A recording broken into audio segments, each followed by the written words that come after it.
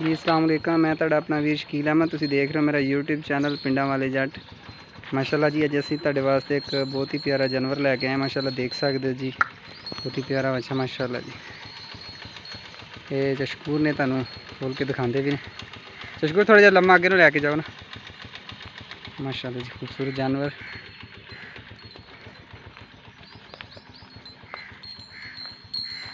माशाल्लाह चशकूर मुँह किस तरह है?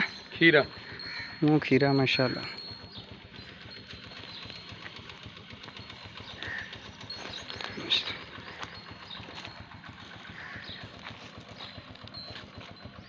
कितने पैसे ने बच्चे 2.5 लाख रुपया माशाल्लाह। तो देना किन्ने दा है? तो चलो 2.5 लाख का देना किन्ने दा अगर हैं?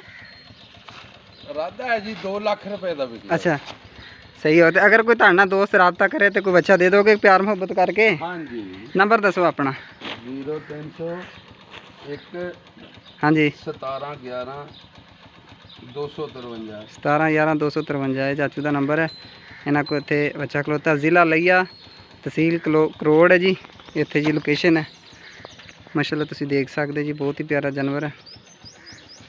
ये की इन्हों कहते चशकूर है किहड़ी नस्ल का वा? देसी जानवर माशाल्लाह। रेड़ी रूड़ी खिंच लैंदा वा? माशाल्लाह जी अल्लाह तंदुरुस्ती रखे।